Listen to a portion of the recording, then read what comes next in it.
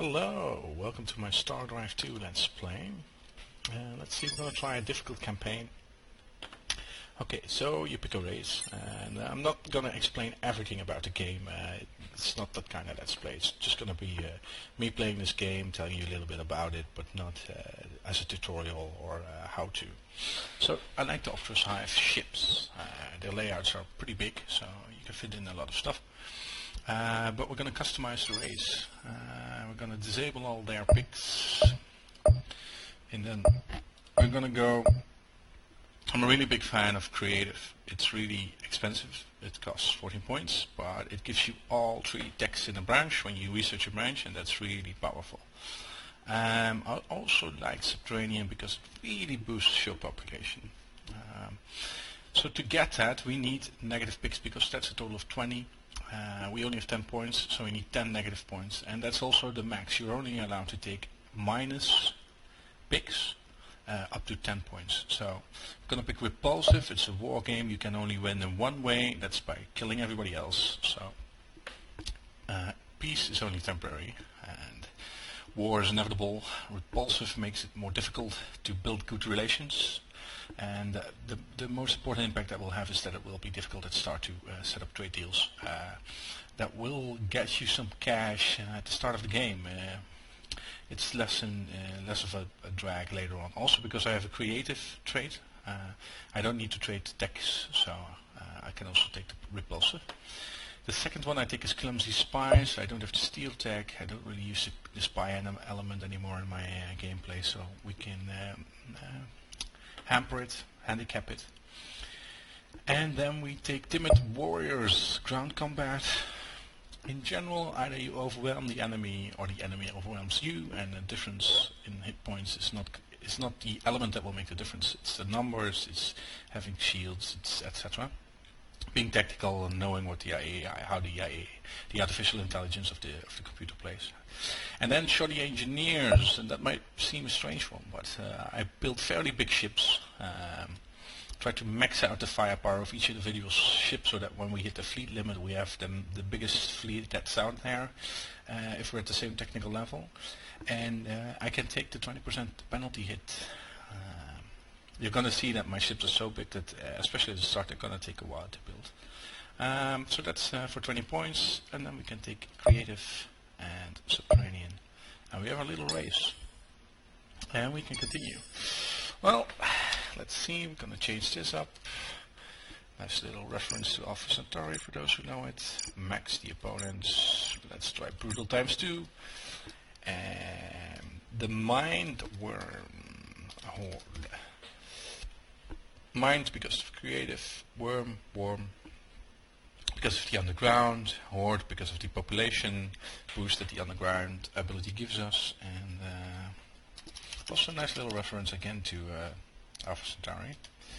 And this is going to be the Mindwyrm, whatever. 20 systems in a ring. That makes for more tactical combat. Usually you have 2 empires, one on each side of you, but with some additional wormholes we can zip around, and that's going to be interesting. I don't necessarily expect to win Brutal ×2. I've never won a game on Brutal ×2, but we'll see how far we get.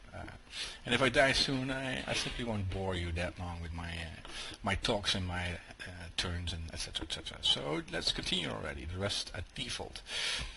Begin. I'm gonna try and skip loading screens, cut them out where possible, and I might even skip whole battles if it's just retreating an explorer or something like that. This loading didn't take that long, so we can zip right in. Okay, this doesn't look that bad. We have 5 planets in our starting system. Alright, and there's already an anomaly here. That's also interesting. Okay, first things first. Tech. We want those automated rover bays. Those are really nice. Boost your production, and the Xenomine is also pretty good. Then we'll go to our first planet. What we want is probably 2 freighter fleets. We'll see after that. Freighter fleets at start are very important. When you colonize a planet that has no food production, and most planets do not have food production, as you can see here, all the other planets have no food production. You need freighters to ship food to the other planets. And if you start colonizing without freighters, they will bleed off and die, starve to death. So, freighter fleets. Another thing is to launch troops. You also need freighters. For each 4 troops, you need a freighter. Right. We're gonna make them all sniper, which really fits best with my ground combat tactics. And we're gonna leave this at the basic because we do want those freighter fleets pretty quick. So let's invest some in science and some in production, and let's always make at least 0 food. The Explorer can zip around at will. We're going to make a nice circle. Let's see, we're going to go here first and see if we can zip around. Let's see what we meet. Now we're going to check out the other planets to see if there's a nice... Ooh, this is a nice production one. 6 production, that's good. 3. So, we're probably going to settle this as soon as we have freighters.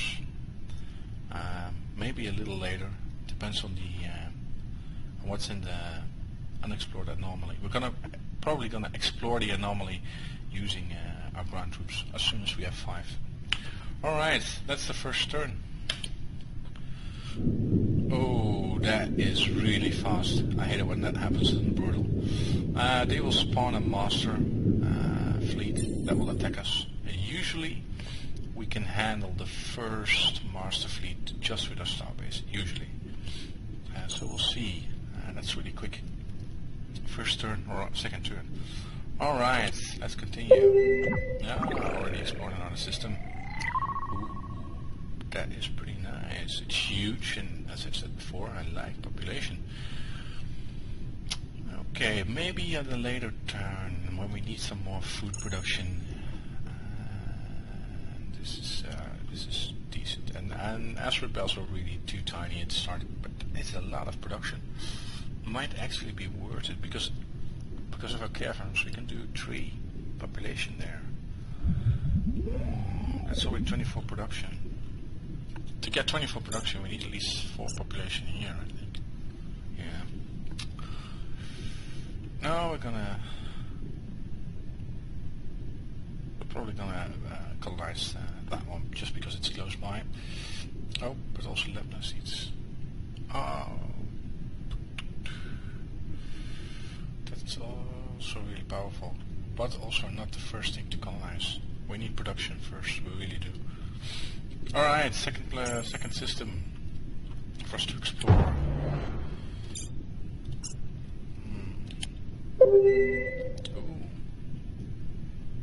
Nano cache, now that I like. Ultra, we're definitely gonna colonize this. Screw the gravity penalty, screw the maintenance penalty. 9 population, 6 production. Diamond rain, so we get a cache boost of 6 BC per turn, and a nano cache, which means that all workers across the whole empire will produce 1 more production per turn.